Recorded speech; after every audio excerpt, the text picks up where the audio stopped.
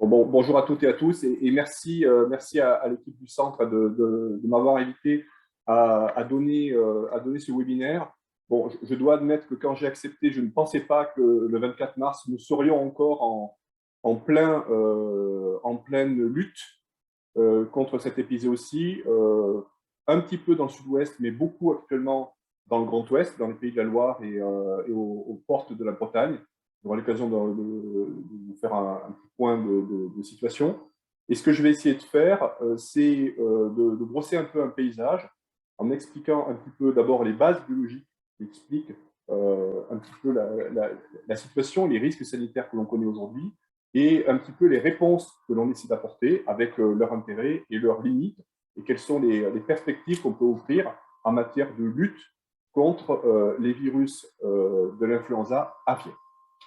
Alors, juste pour dire que mon background, c'est que je travaille dans une UMR INRAE ENVT, donc sur le campus de l'ENVT, et donc j'ai la chance de diriger cette unité depuis quelques mois, mais globalement, je suis dans cette unité virologue, et je m'intéresse en particulier au virus des oiseaux, et en particulier depuis plusieurs années au virus influenza aviaire, en essayant de faire un focus sur des aspects de pathologie, des aspects de biologie, et faire le lien entre les bases biologiques et l'implication, je dirais, pratique sur les modalités d'infection et puis aussi des aides à la décision. Donc, ce que je vais essayer de faire au cours de ce survol en quelques minutes, c'est à la fois poser des bases biologiques et puis au passage évoquer les questions de recherche qui se posent aujourd'hui, et vous verrez que c'est à différentes échelles et ça fait appel à des champs disciplinaires extrêmement variés.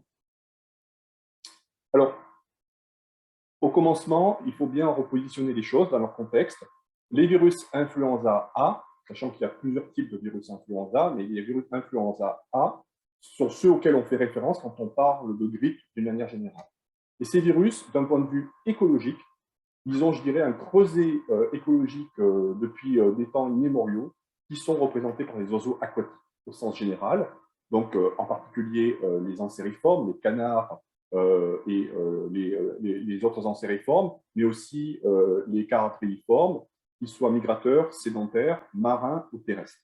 Et donc, ces populations aviaires, je dirais de manière quasiment commensale, hébergent des virus influenza A, essentiellement dans leur tube digestif, le relarguent dans l'environnement, et donc il y a une boucle écologique qui est quasiment perpétuelle, et je dirais que tant qu'il y aura des oiseaux, il y aura des virus influenza. Donc ça, c'est le premier point. On a affaire à un réservoir animal qui est immense, qui est, on va le voir, est extrêmement mobile. Donc la notion même d'éradication de ces virus-là est impossible. Alors, à partir de ce réservoir écologique, ben, il y a des niches écologiques un petit peu secondaires qui ont leur propre autonomie, avec des virus qui vont ensuite s'installer dans les populations porcines, les populations humaines, d'autres populations de mammifères, et éventuellement, on le verra dans des populations aviaires autres, avec à chaque fois je dirais, des sous-groupes de virus qui ont une infinité pour tel ou tel compartiment. Et sur un pas de temps long, on a des échanges qui vont pouvoir s'opérer, et je dirais un flux de gènes qui va s'opérer globalement depuis le réservoir aviaire vers les autres compartiments. Alors ça, c'est une vision extrêmement générale, mais qui me paraît importante pour bien poser le sujet. Si on rentre un petit peu dans le détail, on se rend compte que quand on parle de virus influenza A, en fait, c'est une immense famille qui est plus ou moins, je dirais, dans laquelle on arrive à faire une sous-classification de manière un petit peu grossière à partir d'un certain nombre de marqueurs. Et historiquement, les deux marqueurs qui sont utilisés pour classifier en quelque sorte les virus influenza, ce sont l'hémagglutinine H et la neuramidase N, qui sont respectivement la clé d'entrée et le ciseau pour libérer les virions à la sortie du cycle biologique du virus. Alors, je vais vous faire grâce de la virologie fondamentale, parce que dans le temps imparti, il faut faire des choix, mais sachez simplement qu'on a une grande complexité, une grande diversité de ces virus, ce qui veut dire que les combinaisons d'hémagglutinine et de neuramidase sont très nombreuses. On connaît aujourd'hui chez les oiseaux 16 types d'hémagglutinine et 9 types de neuramidase qui peuvent virtuellement se combiner. Et on sait que parmi l'ensemble des sous-types possibles, eh bien, on a des sous-catégories qui ont une affinité particulière pour certains zones. Alors, on sait par exemple que chez l'homme, on va avoir essentiellement des virus de sous-type H1N1 ou H3N2, qui sont ceux qui sont les agents majeurs de la grippe saisonnière. Et donc, on a une circulation dans le compartiment humain, qui n'a pas besoin d'incorporation de virus aviaire, hein, qui a sa propre autonomie. Et on a des virus très proches chez le porc, avec une porosité, je ne vais pas m'apesantir ici, puisque je vais faire un focus ensuite sur les virus aviaires, mais il y a une porosité et une barrière d'espèces très faible, finalement très perméable, entre l'homme et le porc, avec donc des sous-types qui sont partagés. On a par exemple chez le cheval un sous-type H3N8 qui est à l'origine de grippe équine et contre laquelle on vaccine. Et puis chez les oiseaux terrestres, qui sont en fait les galliformes, dans les poulets, les dindes, les pintades, etc., on a certains sous-types qui sont en fait correspondent aux hémagglutinin de type 5 et 7, qui dans des circonstances particulières, et on verra avec des mutations particulières, ont une interaction avec l'autre qui est complètement différente. J'insiste, hein, dans l'immense majorité des cas, les virus influenza chez les oiseaux, c'est du portage digestif, un relargage dans les fientes, une survie dans les milieux aquatiques, et puis c'est tout.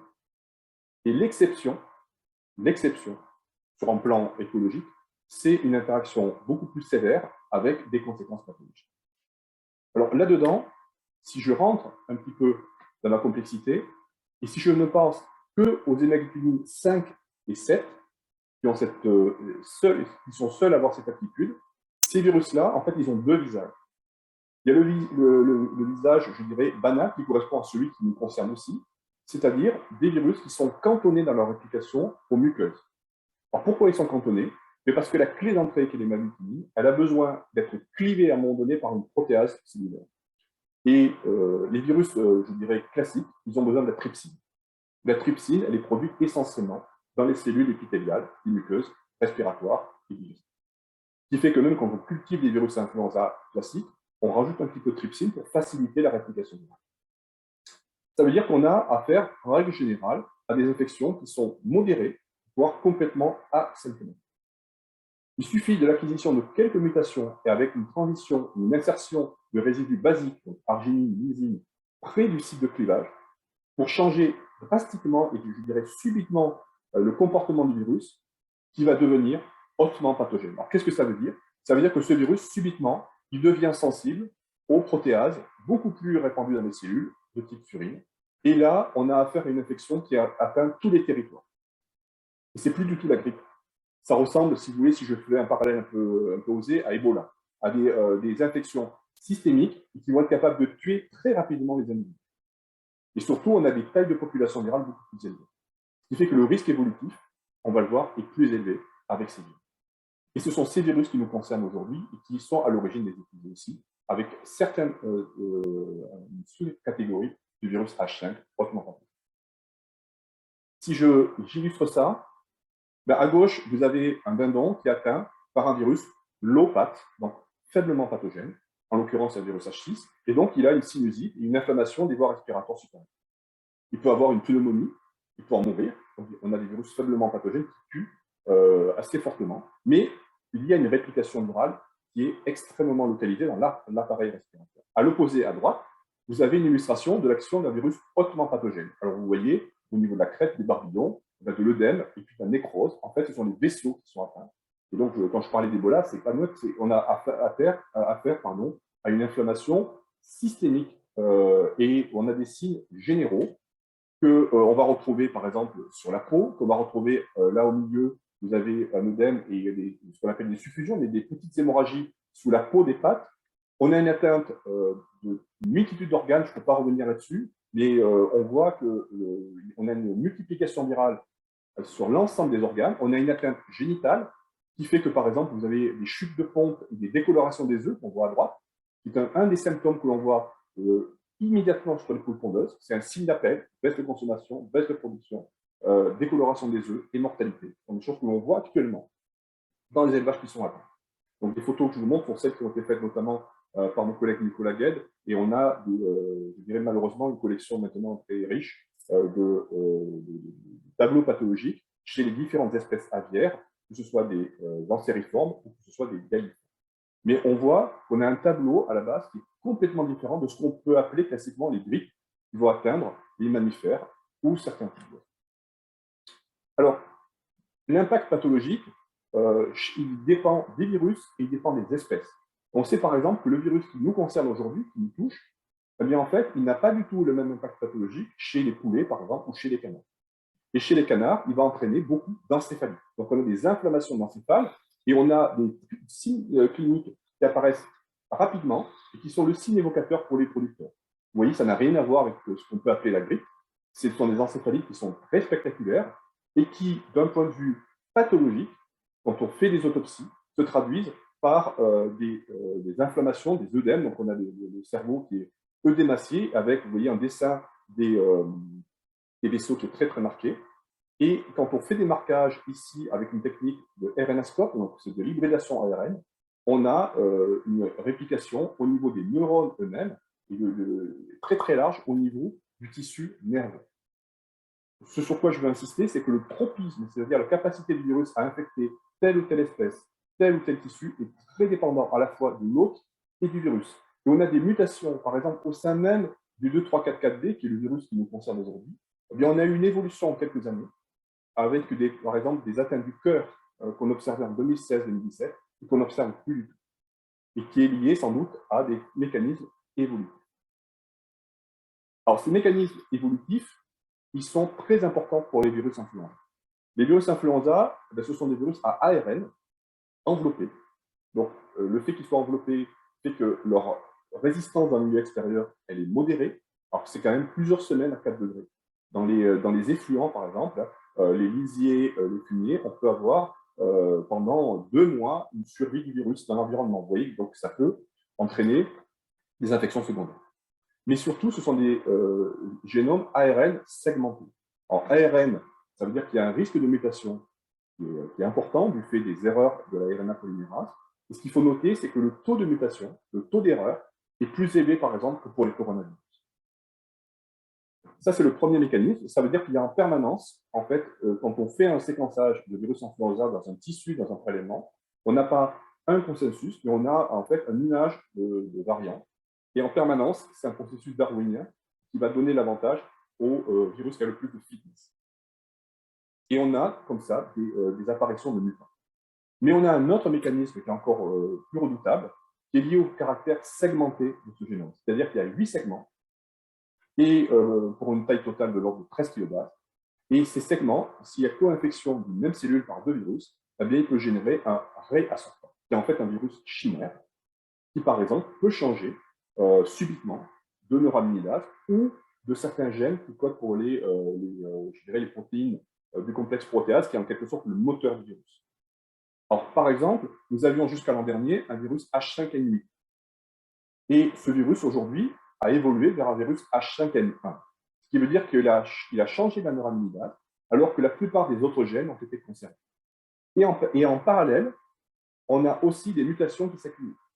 Donc, vous voyez ce double mécanisme évolutif, avec certaines choses qui sont très visibles et certaines choses qui sont beaucoup plus sournoises, des évolutions ponctuelles au niveau de l'hémagglutine, qui est la clé d'entrée, au niveau du moteur, qui est le complexe polymérase, qui fait que certaines mutations vont changer drastiquement le tropisme entre certaines espèces d'oiseaux et éventuellement vers les mammifères et donc vers l'homme. Donc, on a toute une série de mutations qui sont bien connues, de polymorphismes, qui peuvent être associées à une aptitude au franchissement d'espèces. En tout cas, sur le plan du principe. Ce qui fait qu'en séquençant de manière continue ces virus, on arrive en tout cas à surveiller ce risque d'évolution, d'adaptation entre, par exemple, les espèces aquatiques et les espèces terrestres, et d'évolution éventuellement, évidemment, vers l'homme. Et donc, on a toujours cette dimension-là, sachant que le risque, en fait, le plus important, ce serait quelque part un réassortiment entre un virus aviaire et un virus adapté à l'homme ou aux mammifères, par ce phénomène de réassortiment qui pourrait introduire rapidement un risque, je dirais, de diffusion dans la population humaine, ce qui, jusqu'à présent, ne s'est pas produit directement. Alors, pas directement, mais si on regarde l'histoire des grippes humaines, sur un pas de temps long, j'insiste, long, à l'échelle de décennies, on sait que l'histoire des différentes pandémies humaines est associée à l'incorporation de gènes d'origine aviaire, éventuellement par l'intermédiaire du corps, dans les génomes de virus adaptés à l'homme.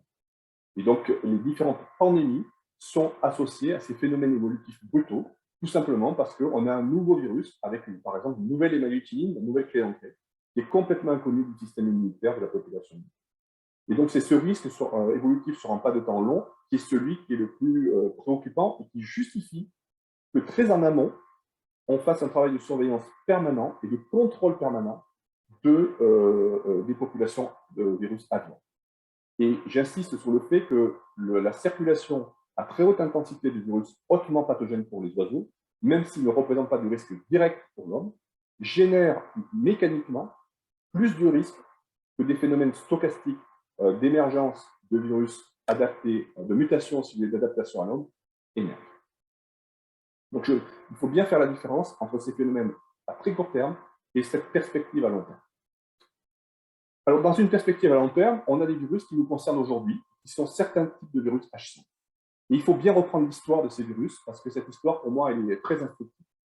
Ces virus, H5N8 et maintenant H5N1, ce sont des lointains, très lointains descendants d'un virus qui a émergé, donc le plus lointain ancêtre est connu dans la province de Guangdong en Chine, et qui a fait parler de lui la première fois en 1997 à Hong Kong, avec la première démonstration de franchissement de la barrière d'espèce chez l'homme.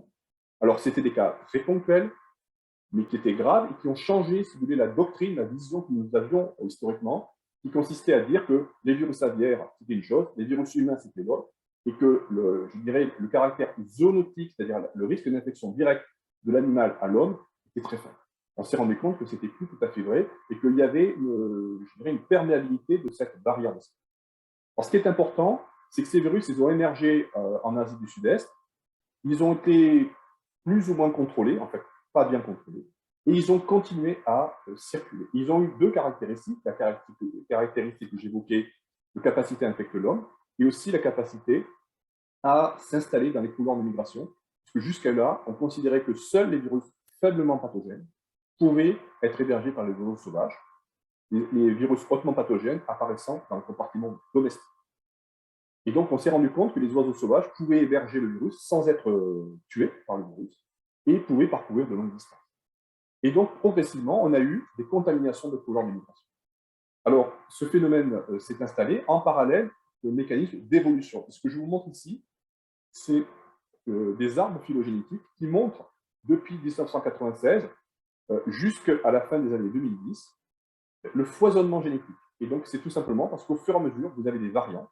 Donc, à partir de ce H5N1 Guangdong 1996, on a identifié des clades, qui sont des sous-catégories. C'est un peu les variants, si vous voulez, qu'on connaît pour le Covid. Et ensuite, on s'est rendu, donc on les a appelés variants 1, 2, 3, etc. Et puis, parmi le 1, il y avait le 1.1, 1.2. Et puis, parmi le 2, il y avait le 2.1, 2.2, etc. Et à chaque fois, on a eu des émergences qui ont réussi, d'autres qui ont échoué. Il y en a un qui a plus de succès, qui s'appelle le 2.3.4.4, et qui est un des descendants, si vous voulez. J'insiste sur le fait qu'on a ce virus-là parce qu'on a, pendant 20 ans, laissé prospérer le virus, notamment dans les compartiments domestiques, au lieu de les traiter. Et aujourd'hui, on a donc ce virus 2.3.4.4 avec un sous-type qui est le 2.3.4.4b, qui est à l'origine de tous nos ennuis. Alors, nos ennuis, ils sont liés au fait que ces virus-là se sont, pour le coup, très bien installés dans les compartiments sauvages et dans les couloirs de migration, et ce depuis 2014. Et donc, on a des mouvements liés au mouvement des colonies d'oiseaux, avec les migrations de printemps, des arrêts dans les zones de nidification qui sont en gros globalement en Sibérie. Et puis ensuite, ça passe par les couloirs de migration, soit vers l'ouest, ça descend jusqu'en Afrique, soit vers l'est, par le détroit de Bering, et ça va aux États-Unis. Et donc, on a eu comme ça des vagues et on a des années pendant lesquelles on a beaucoup de faune sauvage contaminée, et des années pendant lesquelles on en a beaucoup. Et donc, le niveau d'exposition est très variable dans le temps. Mais on sait qu'aujourd'hui, on est face à un risque qui ne sera pas de temps long, c'est-à-dire pour au moins 10 ans, et bien installé. Il n'a plus besoin, en quelque sorte, d'être rechargé par le comportement domestique pour avoir sa propre dynamique d'infection. Et jusqu'à présent, on considérait qu'on avait un risque lors des migrations descendantes vers l'Afrique, donc en gros en novembre, décembre, janvier, et qu'ensuite, en migration ascendante, on n'avait plus de risque. Et on se rend compte que désormais, on a une évolution virale qui fait que vraisemblablement, le risque il existe aussi désormais avec les migrations ascendantes. Je reviendrai là-dessus.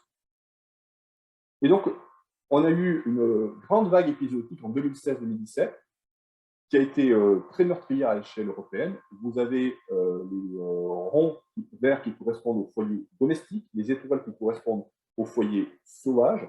On voit qu'on a eu en fait énormément de foyers sauvages. Alors, on en a peu en France pour des raisons. Ce n'est pas parce que la surveillance est très mauvaise en France par rapport aux autres pays, c'est que objectivement, on a des aires d'arrêt au nord de l'Europe, au bord de la Baltique, qui fait que c'est à cet endroit-là que les oiseaux se concentrent et qui peuvent se contaminer, alors que les couloirs de migration en France sont beaucoup plus dispersés. Donc la probabilité de trouver des oiseaux est bien moindre en France que sur la façade, je dirais, nord-est de l'Europe. Mais ce qui est notable, c'est que sur les hivers suivants, 2017-2018, à droite, 2018-2019, 2019-2020, on n'avait quasiment plus d'événements. Et il a fallu attendre l'an dernier, l'hiver 2020-2021, pour se reprendre une vague, encore une fois très très grave, qui a été un petit peu, qui nous a montré la très grande fragilité à laquelle nous étions exposés et je dirais les grandes limites de nos systèmes de protection sanitaire face à ce nouveau risque. Et j'insiste sur le fait qu'on a affaire à un nouveau risque qui va nous amener forcément à changer quelque part les doctrines de lutte contre l'influenza aviaire. Et à droite, on voyait le tout début de l'épisode aussi, et malheureusement, on va voir que les choses ont très très mal tourné cet hiver, avec une épisode aussi qui prend une tournure d'importance quasiment historique, avec un autre élément, je vais vous parler d'évolution. Jusqu'à ce printemps, le virus qui nous concernait, donc le clade 2344B, c'était un H5N8.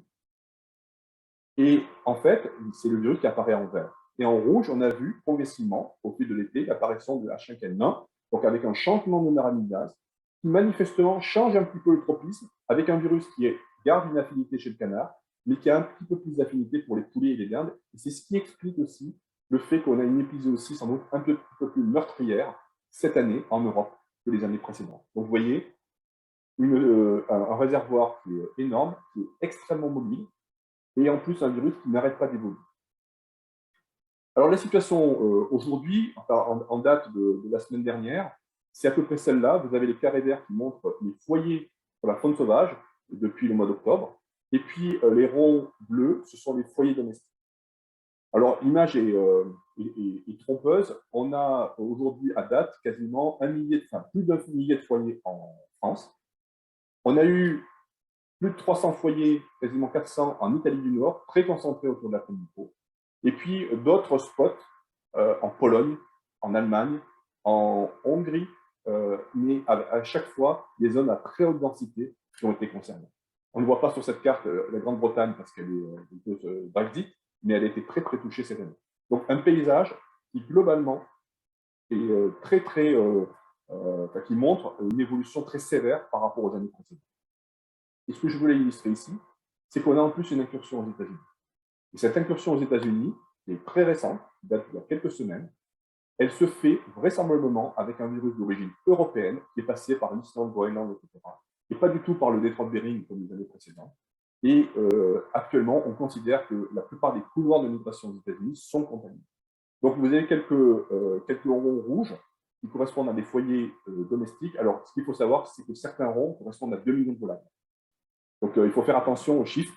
On a un impact qui est très important aux États-Unis actuellement, qui montre notre grande difficulté, la grande difficulté des systèmes d'élevage de volailles à se protéger vis-à-vis de ce nouveau risque. Donc, la situation aujourd'hui, elle est que nous avons deux grandes zones. La zone sud-ouest qui a été touchée entre décembre et janvier, et puis la zone Pays de la Loire, et ça c'est une grande nouveauté malheureusement, qui est touchée depuis le mois de février. Et qui est touchée alors que je pense que beaucoup d'acteurs imaginaient que les systèmes de protection sanitaire dans cette zone devaient nous protéger. Alors, on verra que depuis l'an dernier, on sait à quel point nous sommes vulnérables compte tenu des nouvelles propriétés de ce virus. Mais en tout cas, l'atteinte des Pays de la Loire change considérablement la donne. D'abord parce que ça veut dire que les foyers ne comptent pas de la même manière. La taille moyenne d'un élevage en Pays de la Loire n'est pas celle de la Chameuse. Donc on a des tailles de plus de 10 000, 50 000, voire 100 000 volailles par élevage. Et puis parce qu'on a énormément de reproducteurs qui sont dans les Pays de la Loire et qui, quelque part, lorsqu'ils sont infectés, eh bien, menacent les conditions de reprise de la production dans les tout prochains mois. Donc l'impact, si vous voulez, sanitaire et l'impact économique est absolument majeur. Et je dois dire qu'aujourd'hui même, on est en pleine réflexion pour essayer de réajuster la stratégie de lutte. Mais ce qui est important du point de vue de la compréhension, c'est qu'on a ces deux grandes zones, la zone sud-ouest avec l'interface entre les Landes, les Pyrénées-Atlantiques et le Gers, et puis la zone Pays de la Loire avec essentiellement la Vendée, qui sont concernés. Et cette dimension territoriale du risque, elle est très importante. Elle est très importante parce qu'on sait qu'en fonction de l'introduction initiale par le compartiment sauvage, et je reviendrai là-dessus, mais on sait aujourd'hui que l'introduction initiale dans les élevages se fait via la faune sauvage. On a ensuite des disséminations à courte distance qui se font sans doute par les voies aérosols, par les poussières, et ensuite des liens qui se font quelquefois avec des sauts à distance. Alors, le séquençage des virus se fait notamment à l'ANSES. Nous, on en fait quelques-uns à titre, je dirais, de démonstration expérimentale avec des outils de séquençage rapide, montre qu'on est capable aujourd'hui très facilement de faire la part entre une nouvelle introduction par la faune sauvage et des liens d'élevage à élevage, soit par connexion directe, soit par connexion indirecte. À titre d'illustration, on a ici un saut de plusieurs dizaines de kilomètres qui a été fait et qu'on n'arrive pas à expliquer aujourd'hui par les enquêtes épidémiologiques, par des liens de filières, je dirais, faciles à tracer. Mais globalement, on sait que dans ces zones, on a une vulnérabilité qui est très forte. Alors, cette vulnérabilité, elle se traduit ici, j'ai juste illustré, c'est une carte qui n'est pas forcément à jour, par l'accumulation de points dans des zones particulières. Et je vais revenir sur cette notion de zone à risque de diffusion, qui sont des zones véritablement où la densité des élevages, la connectivité des élevages est telle que dès lors que vous avez une introduction initiale par la faune sauvage, il est très difficile de la contrôler. Et cette notion de risque territorial, c'est une notion qu'on avait commencé à travailler dans l'unité. Donc, c'est l'équipe d'épidémiologie, avec notamment Mathilde de Paul et Pierre Guignard qui avait fait son projet là-dessus, et qui a établi des cartes de risque en superposant en fait un certain nombre de critères, notamment de densité humaine, de densité de type d'élevage, avec l'occurrence des foyers, pour identifier des communes à sur-risque de diffusion de virus influenza en cas d'introduction. Et ça nous avait amené à identifier deux zones, qui sont les zones ici en marron. Et ce travail-là a généré très directement, l'été dernier, la mise en place, en jaune ici, de ce qu'on appelle les zones à risque de diffusion.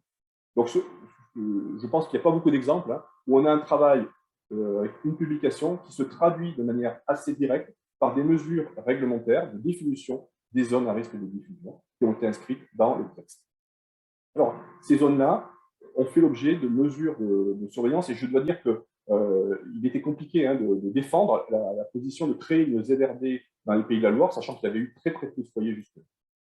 Malheureusement, quand on regarde l'évolution de la situation, et ça c'est la carte avec une superposition des foyers, les petits ronds jaunes sur en bleu les ZRD, on voit quand même que l'on a très clairement, je dirais, un surrisque dans les ZRD. Donc, on va sans doute affiner les modèles, mais on voit que la notion de zone dans lesquelles on a, notamment du fait de la densité des élevages, un risque, et non seulement un risque, mais une très grande difficulté à contrôler l'infection, c'est quelque chose qui est vraiment qui est réel.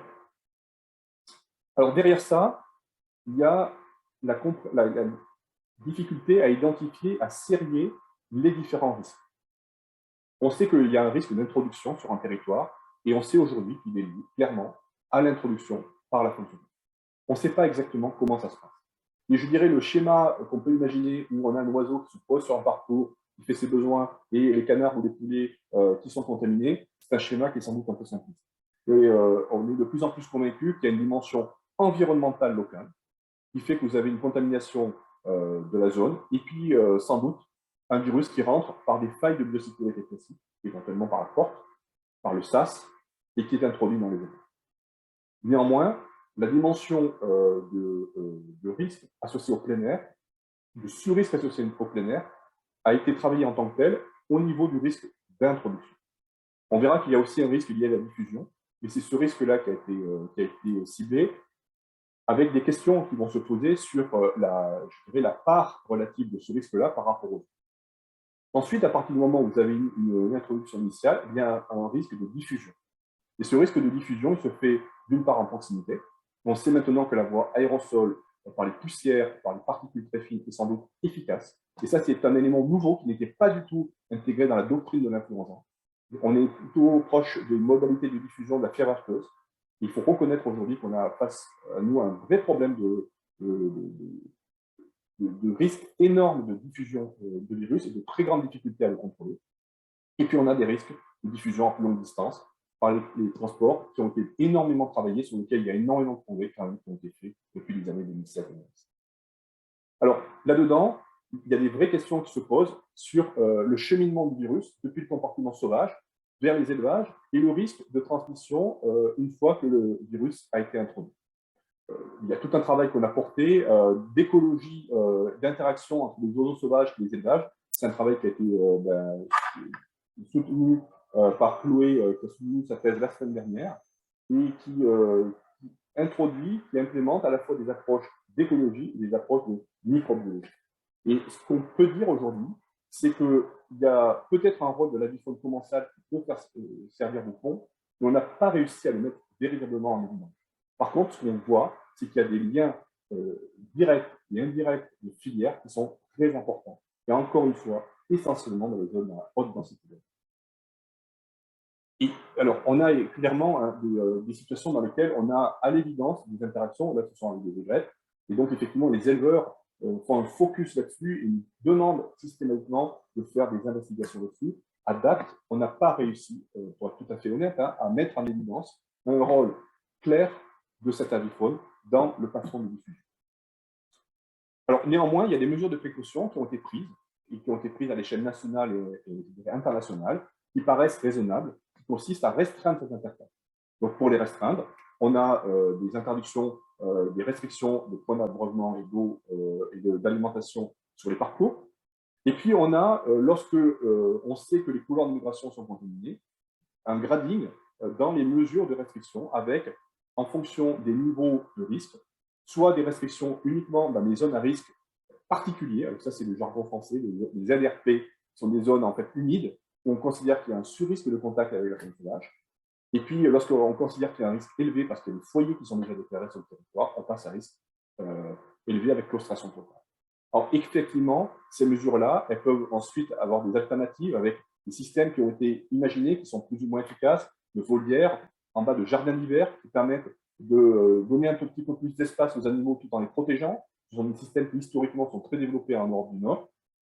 Mais ce qu'il faut voir, c'est qu'on est face à un sujet qui, au-delà de la dimension scientifique, est un vrai sujet sociétal qui nous pose des vraies questions et qui devra être revisité très clairement à la lueur de ce qui se passe pour peut-être mieux doser ces mesures de restriction au regard du vrai risque, peut-être en en étant un petit peu plus fin sur le caractère territorial. Est-ce qu'il est nécessaire de l'appliquer sur l'ensemble du territoire dans les circonstances épuisées aussi? C'est quelque chose qu'il faudra retravailler. Juste par rapport à ça, d'autres résultats de recherche qui, à mon avis, sont intéressants et qui expliquent aussi la difficulté dans laquelle on se trouve. Quand un lot d'animaux, un lot de canards, pardon, est infecté, on sait aujourd'hui que vous avez à droite, là, une courbe de mortalité. Au moment où les animaux commencent à présenter les signes cliniques neurologiques que j'ai montré tout à l'heure, il commence à y avoir les premiers morts, on sait qu'on est déjà quasiment une semaine après le début de l'infection. Là, ce sont des travaux qui ont été développés par nos collègues modélisateurs d'un unité, notamment Timothée, et ça montre simplement que la surveillance qu'on appelle événementielle, basée uniquement sur la clinique, eh bien, en fait, elle nous amène toujours à avoir une semaine d'heure. Ce qui veut dire que derrière, on est amené aujourd'hui à retravailler la surveillance en essayant notamment d'intensifier la surveillance analytique, en gros tester, avec des tests PCR pour essayer de multiplier les chances de détecter des porteurs asymptomatiques qui vont être détectés avant d'avoir eu plusieurs jours d'expression et de contamination de l'ensemble de l'environnement. Cette contamination est très importante et c'est là que je reviens sur la notion de parcours. On s'est retrouvé dans des situations où vous avez des animaux sur les parcours qui excrètent des plumes, de la poussière au bord de la voie publique alors qu'ils étaient asymptomatiques, porteurs, avant même de déclarer la clinique. Et ça, c'est un problème que l'on ne peut pas sous-estimer.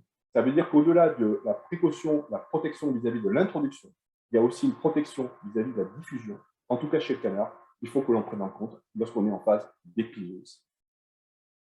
Et sans oublier qu'on a des animaux qui, pendant plusieurs jours, excrètent des quantités énormes de virus via les poussières, via les aérosols, et polluent l'environnement extérieur, y compris d'ailleurs lorsque les animaux sont eux-mêmes en castration. On ne peut pas empêcher la ventilation. Les animaux, ils respirent, ils excrètent et dégagent du virus.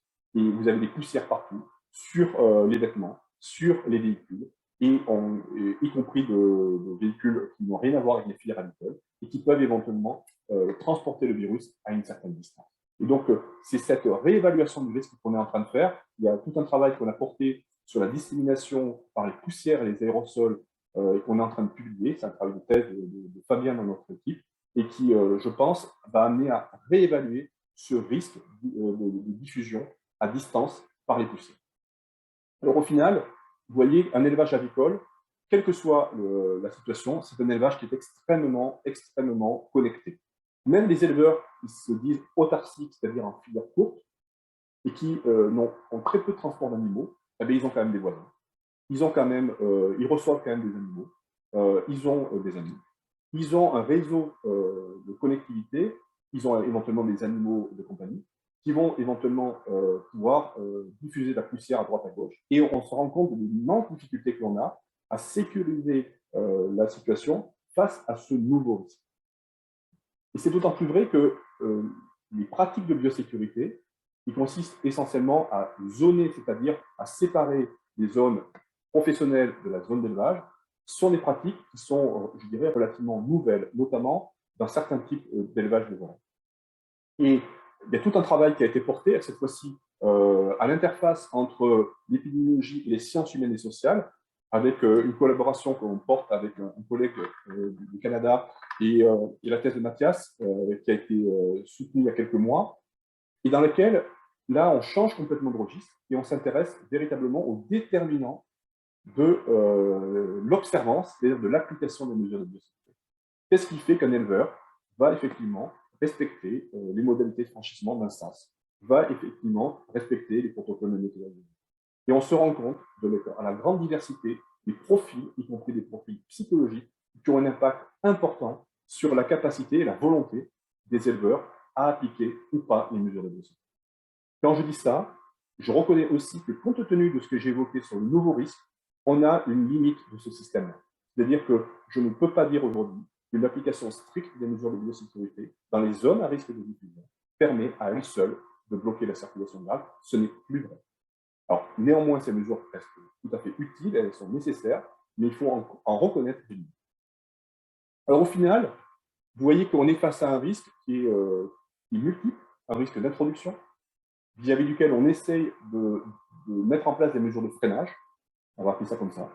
C'est ce qu'on appelle la mise à l'abri, on appelle ça la claustration ou le confinement. Cette mise à l'abri, elle est aussi protectrice vis-à-vis du risque de diffusion, comme je l'ai évoqué. Il y a la notion de biosécurité qui consiste tout simplement à zoner, à séparer les zones extérieures de la zone d'élevage. On a un travail à faire sur les densités, sur la régulation de la densité des élevages dans les zones à haute densité. C'est un travail qui a déjà été porté par les professionnels. Il va falloir aller plus loin, très clairement, pendant la phase à risque, pour limiter justement cette densité et le risque que l'on a que le virus circule allègrement d'un élevage à l'autre. Et là, notamment la densité des lots d'animaux, donc du nombre d'entités épidémiologiques, c'est une notion qui est très importante aujourd'hui et qui est sans doute tout à fait déterminante. Et pour finir, donc, dire que ces actions elles sont nécessaires, elles ont trouvé leurs limites. Il faut tous qu'on soit conscients, et moi je reconnais très, très clairement qu'on est face à un risque biologique qui emporte en quelque sorte beaucoup de ces mesures-là. Ce qu'il faut bien voir, c'est que les pouvoirs publics ne peuvent pas faire n'importe quoi sur ce sujet-là. On a des niveaux de contraintes très élevés, parce que c'est une maladie qui est réglementée au niveau international. Le gouvernement français rend des comptes en permanence à la Commission européenne et à l'Organisation mondiale de la santé animale. On a l'obligation de surveiller, de mettre en place des dispositifs de surveillance. On pourra en discuter, je n'ai pas le temps de le développer ici. De gérer les foyers, donc on les gère aujourd'hui par dépeuplement, c'est la seule option que nous avons. Nous avons l'obligation réglementaire de le faire. Et puis vis-à-vis de la prévention. En vis-à-vis de la prévention, le dernier point que j'aborderai, c'est la vaccination. En gros, la question que tout le monde se pose, c'est pourquoi on abat les animaux infectés et pourquoi on les vaccine. Historiquement, on ne vaccine pas contre l'influenza aviaire, sauf exception, parce qu'on considère que face au virus auquel on était habitué au niveau international, si on applique les mesures de biosécurité et de surveillance en testant et en freinant la circulation virale et en dépeuplant les quelques animaux infectés, on arrive à contrôler. Et on se rend compte que, pour toutes les raisons que j'ai évoquées, mais qui sont liées vraiment à des paramètres biologiques très importants, on a vraiment un problème et une limite de ces mesures.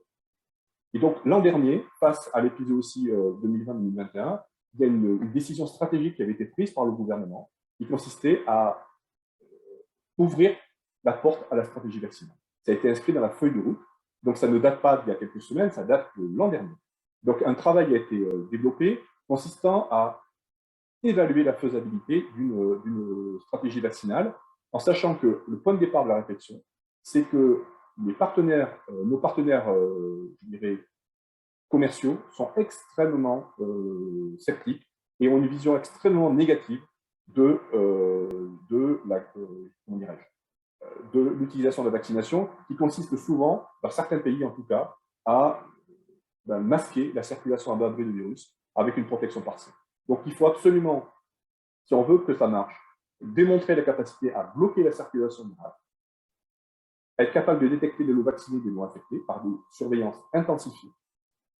Et le choix qui a été fait jusqu'à présent a été de tenter une démarche expérimentale qui est en train d'être mise en œuvre. On y travaille en collaboration avec l'ANSES sur une population ciblée, qui sont les palmipèdes, avec pour cible, si tout va bien, d'aller vers l'utilisation dans la période à risque, sur des territoires à risque, sans doute autour des ZRD, sachant que ça ne peut se faire que si et seulement si il y a un socle de biosécurité et une surveillance renforcée qui sont humaines. Donc, tout ça pour vous dire que malgré toutes les limites que j'ai pu évoquer et qu'on pourra discuter dans les questions, ce travail d'évaluation, il est lancé. Donc, il y a une convention qui est en train d'être construite et sur laquelle nous allons, je dirais que les essais de vaccination vont être démarrés dans les toutes prochaines semaines pour générer des données qui devraient permettre, si tout va bien, d'avoir une solution vaccinale qui pourrait être proposée en complément de la biosécurité et de la surveillance, sans doute à partir de l'année prochaine. Voilà ce que je voulais évoquer avec vous. J'ai fait ça à la volée. Et donc, il y a plein de choses que j'ai sans doute laissées en suspens ou que j'ai évoquées trop rapidement. Et je serai content de prendre vos questions. Oui, merci beaucoup Jean-Luc pour cette présentation qui est très riche et très intéressante. Maintenant, il nous reste environ 15 petites minutes pour poser vos questions à Jean-Luc. Donc, si vous voulez bien y répondre.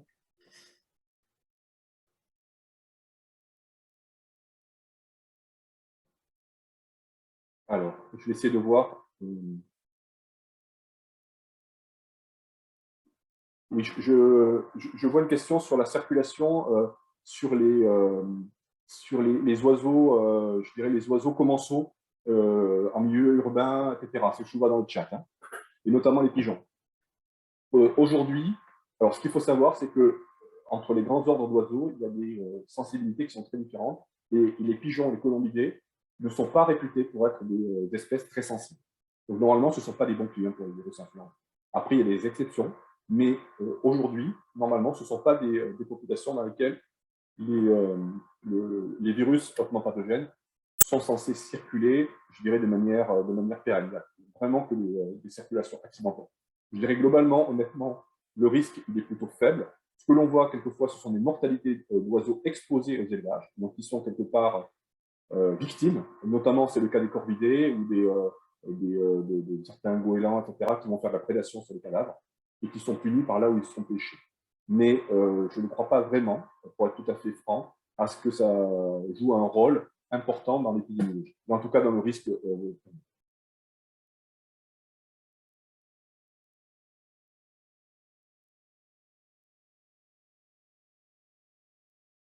Alors, comment on fait l'analyse sur les foyers sauvages? C'est une bonne question. Comment on fait l'analyse sur les foyers sauvages? On l'a fait, alors, on peut la faire de deux manières, soit par la surveillance programmée, soit par la surveillance qu'on appelle événementielle. En France, c'est la surveillance événementielle qui est faite. C'est-à-dire qu'en fait, on a un réseau de surveillance des oiseaux trouvés morts, qui est le réseau SAGIR. Et donc aujourd'hui, la consigne, c'est que chaque fois qu'on trouve des oiseaux morts, on les analyse, on les teste. Et c'est le seul moyen que l'on a aujourd'hui d'avoir une vision très indirecte et très, je dirais, partielle de la situation. Le problème, c'est qu'à chaque fois qu'on fait des enquêtes actives, c'est-à-dire qu'on capture des oiseaux, avec toutes les contraintes que ça pose, et qu'on les analyse, le taux de positif est extrêmement faible. C'est-à-dire qu'on a vraiment, même si au final on a des risques d'introduction, la prévalence, c'est-à-dire le taux d'animaux positifs dans la population sauvage, est sans doute très faible et très difficile à apprendre. Alors ensuite, en Europe du Nord, ils ont la chance d'avoir des zones de rassemblement. On a eu un épisode en novembre autour du lac de Madine dans la Meuse, où là, il y a plusieurs centaines d'oiseaux, des grands oiseaux, des cygnes, qui ont été touchés.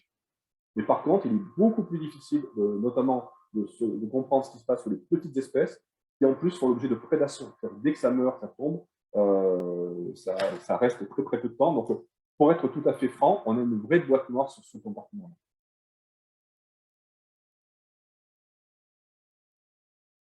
Alors, j'essaie de défiler, hein, je suis désolé, j'essaie de défiler les questions sur le chat. Aujourd'hui, quel est le danger pour l'homme? Alors effectivement, je n'ai pas abordé le danger associé au virus qui circule actuellement dans les élevages pour l'homme. Je dirais qu'aujourd'hui, le risque zoonotique, c'est-à-dire d'infection directe, est extrêmement faible. Il y a quelques cas sporadiques qui ont été décrits. Alors, un cas en Russie l'an dernier, mais qui est très controversé, parce qu'on n'a pas la démonstration finale. Un cas en Grande-Bretagne pour les mêmes raisons, sachant que quand on va en élevage, et qu'on ne se protège pas. Donc un éleveur qui est exposé, vous voyez, dans la phase présymptomatique, sans que les animaux présentent de clinique, il respire des quantités importantes de poussière, d'aérosols chargés de virus. Il est clair que si dans les jours qui suivent, vous faites un écoulement nasal, vous retrouvez du génome viral. Parce que tout simplement, mécaniquement, il y en a dans le monde. Est-ce que ça veut dire qu'il y a une infection? Non. On a beaucoup de difficultés, si vous voulez, à bien objectiver, dans ces cas, le lien entre détecter du génome viral et la maladie. Sachant qu'en plus, on s'est retrouvé en période grippale, Covid, dans laquelle donc, vous avez des cofacteurs d'infection qui sont très importants.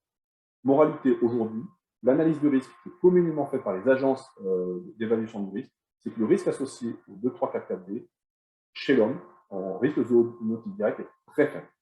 Néanmoins, il y a un autre 2, 3, 4, 4 qui est un H5N6 qui a circulé en Asie, qui lui s'est présenté avec un risque zoonotique nettement plus élevé. Alors, ça reste quelques cas sporadiques, mais ça veut dire que le travail de surveillance se fait en permanence pour s'assurer que l'on n'ait pas justement les marqueurs de franchissement qui pourraient là poser plus de problèmes et nous amener à réévaluer immédiatement les mesures de protection sanitaire à appliquer à tous les personnels qui travaillent avec les élèves.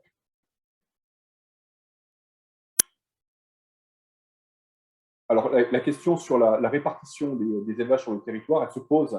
Voilà. Après, si vous voulez, il y a des logiques de filières qui se sont construites, et la question se pose aussi pour la filière porcine, qui est concentrée encore beaucoup plus. Il y a des logiques de concentration qui sont liées à des logiques logistiques.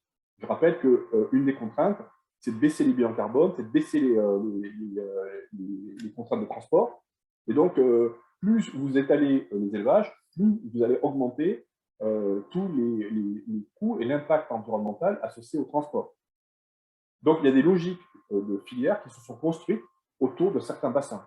Le bassin du Grand Ouest, avec la Vendée, la Bretagne, évidemment, et la Sarthe. Donc, aujourd'hui, l'enjeu d'aujourd'hui, sur lequel on essaie de travailler avec le ministère, c'est de tout faire pour protéger, par exemple, la Bretagne de l'infection qui est en cours en Vendée. Il y a une logique un petit peu différente qui s'est construite dans la Chalosse. Après, si vous voulez, il faut bien comprendre hein, qu'il y a un compromis à trouver entre effectivement l'efficacité qui conduit à avoir, je dirais, le moins de distance entre les pouvoirs, les élevages et les abattoirs, et puis la protection sanitaire. Et là, c'est un compromis. On a le problème, à mon avis, beaucoup plus criant concernant les reproducteurs. On se rend compte que les pédigrés, les animaux qui sont reproducteurs, sont également dans la zone des Pays de la Loire. là, on est dans des plans de sauvegarde pour les exfiltrer de cette zone. Donc, je pense qu'il y a des questions qui vont se poser très clairement sur éventuellement la dédensification, sur la mise en place de sites miroirs pour la génétique, pas pour les reproducteurs. Donc, je suis tout à fait d'accord. Il est difficile, honnêtement, du jour au lendemain, de dire à des producteurs de déménager ne serait-ce qu'à 100 km. Donc là, nous, on est obligé aujourd'hui de travailler avec la filière telle qu'elle existe. Concernant les vaccins, tu m'arrêtes, Bastien, je défile. Concernant les vaccins. Alors, encore 5-10 minutes.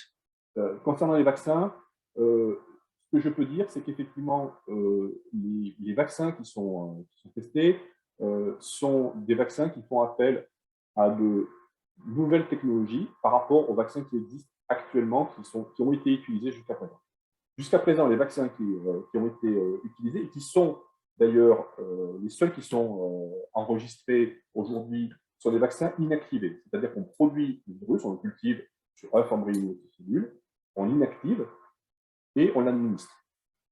La difficulté que ça pose, c'est que comme vous avez des corps viraux entiers, quand vous faites de la sérologie, vous avez plus de mal à différencier des anticorps post-vaccinaux des anticorps post-infectieux. Les vaccins de nouvelles technologies sont basés soit sur des protéines recombinantes, c'est-à-dire que vous n'avez que des maladies, soit sur des technologies de type ARN, qui ressemblent, alors qui sont apparentées aux vaccins Pfizer, Moderna contre le Covid, et qui ne synthétisent que des maladies. Ce qui fait qu'on peut plus facilement faire ce qu'on appelle du DIVA, c'est-à-dire de la différenciation entre les anticorps post-vaccinaux et post-infectieux. Voilà. Donc, ce sont des vaccins qui, effectivement, sont normalement plus adaptés au virus qui concerne aujourd'hui, le 2, 3, 4, 4B, sachant que l'adéquation, si vous voulez, entre l'humanitine vaccinale et l'humanitine du virus sauvage est très importante. Hein. L'enjeu, ce n'est pas simplement d'empêcher la clinique, c'est-à-dire la mortalité ou les symptômes, c'est de baisser suffisamment la charge virale. On sait qu'on n'arrive jamais à la descendre à zéro, hein, mais on a des éléments qui permettent d'imaginer qu'on puisse la descendre en facteur 1000, ce qui veut dire que dans ces conditions-là, on devrait arriver à contrôler l'infection, à limiter considérablement le risque de diffusion que j'évoquais dans mes schémas.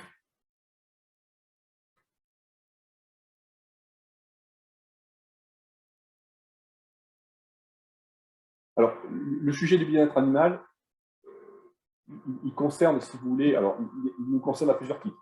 Il y a d'abord effectivement la notion de densité de production. Là, ce sont des arbitrages économiques et je dirais qu'effectivement, il faut à la fois, il faut trouver le point d'équilibre.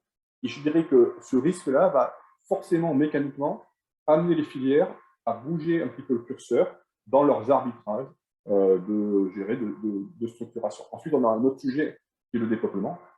On est à plus de 10 millions de volailles abattues et ça va continuer dans les semaines qui viennent. Et je dirais que dans la situation actuelle, même si ça peut paraître barbare, c'est la bonne approche, c'est la seule approche. Parce que ce qui n'est pas possible aujourd'hui, pour les raisons que j'évoquais par rapport au risque, je dirais, in fine, d'évolution, de modification de la barrière d'espèces des virus, c'est de laisser circuler à bas bruit ces virus. Donc il faut éliminer les animaux qui ont été infectés. Alors on touche là à des limites. Il est clair que le changement de stratégie en mettant en œuvre une stratégie vaccinale permettrait de solutionner quand même beaucoup ce problème-là.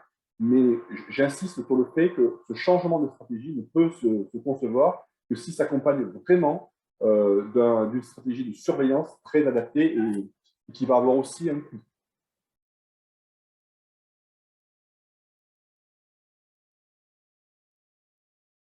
Alors, il y a beaucoup de mutations.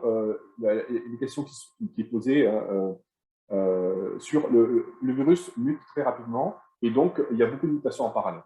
En fait, ce qu'on voit, c'est que de manière, il y a un processus darwinien qui fait qu'à un moment donné, il y a un virus qui prend le dessus sur les autres.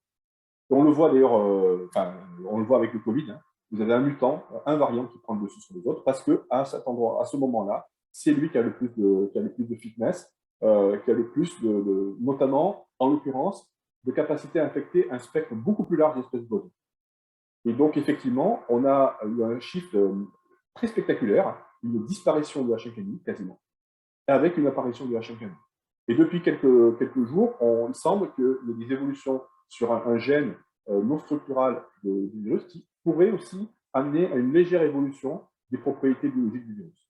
Mais c'est un phénomène darwinien qui fait qu'à un moment donné, dans un écosystème donné, il y a effectivement un virus qui prend le dessus parce que c'est lui qui est le plus fort.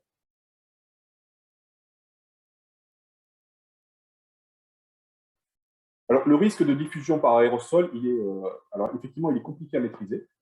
Il est compliqué à maîtriser, il est plutôt plus compliqué à maîtriser dans les systèmes extensifs. On pourrait imaginer un système de filtration d'air, de lavage de l'air comme on le fait en production porcine, mais là, vous voyez, ce sont des investissements considérables, et ça veut dire qu'on est vraiment sur un modèle, on fait une évolution avec un choix technologique de l'élevage, qui n'est pas forcément celui qui est pris. Aujourd'hui, l'évolution des filières avicoles, j'aurais dû le dire en préambule, c'est qu'on a des filières qui ont une tendance lourde à aller vers les systèmes plein air. Et moi, je ne peux que m'en réjouir en tant que citoyen. Et le travail qu'on doit faire au niveau de la recherche, ce n'est pas d'enfermer des oiseaux, c'est de faire en sorte qu'on puisse continuer à développer ces modèles-là. Mais ce ne sont pas des modèles qui vont permettre de filtrer l'air et si vous voulez, de mettre en place des processus technologiques de protection. Donc, on peut l'imaginer, par exemple, pour certains types d'élevage, notamment au sommet de la pyramide, pour les pédigrés. Par contre, pour les élevages en production, moi, j'ai plus de mal à y croire. Après, il y a des systèmes, tout simplement, qui consistent à dédensifier et à mettre en place des mesures de biosécurité pour éviter de véhiculer la toxine. Alors, la question de l'abattage. En fait, lorsqu'un élevage de volaille est touché par ce virus-là, le niveau d'infection, il est énorme. Alors, sur certaines espèces, par exemple sur des palmipèdes reproducteurs qui sont assez âgés, on peut avoir un taux de mortalité relativement faible. Mais tous les animaux, enfin virtuellement tous les animaux, sont susceptibles d'être infectés ou vont l'être. Et ensuite, on a des virus partout dans l'environnement. Donc, si vous voulez, il n'est pas possible, par exemple, d'imaginer de tester les animaux individuellement pour savoir celui qui est infecté ou pas infecté, sachant que le test serait valable un jour, il faudrait le refaire le lendemain. Donc, l'expérience nous montre que la bonne entité, c'est effectivement l'élevage. C'est le lot d'animaux, on est vraiment sur une logique de population et on ne peut pas descendre à l'échelle de l'animal. Alors, il y a une question sur la diversité génétique dans les élevages. Effectivement, on a des questions sur ce sujet-là. Maintenant, il faut être clair. Un virus H5, hautement pathogène, aujourd'hui, il tue tout ce qui a un bec et des poumons. Et donc, effectivement, la question s'est posée de travailler sur certaines souches de canards qui seraient plus résistantes que d'autres. Elles peuvent éventuellement être un peu plus résistantes à la mortalité, mais pas à l'infection. Et donc, vous voyez que ça veut dire que ces oiseaux jouent un rôle épidémiologique, jouent un rôle évolutif. Donc aujourd'hui, ce que je dois dire, c'est que la stratégie, si vous voulez, de contrôle par la génétique de l'hôte, en sélectionnant des races, des souches plus résistantes, ne me paraît pas adaptée à cette situation. Je pense que la question qu'il faut se poser, c'est la question de la vaccination. C'est ça l'enjeu. Hein. Est-ce qu'on va vers une stratégie vaccinale avec tout ce que ça comporte? C'est un enjeu, je dirais, très important qui va au-delà de l'immunologie. Hein. C'est derrière, il faut générer toute une série de données en termes de maîtrise du risque de diffusion. Donc, il y a tout un travail qui va impliquer les modélisateurs pour s'assurer qu'une population vaccinée ne véhicule pas le virus à bas bruit, qu'à l'échelle d'un territoire, on arrive à bloquer l'infection. Mais j'ai du mal à croire, très clairement, sur ce risque biologique-là, je dirais, à l'effet de la génétique de l'hôte, parce que, encore une fois, la diversité des oiseaux qui sont touchés est telle que ça ne plaide pas en faveur d'un rôle du fond génétique.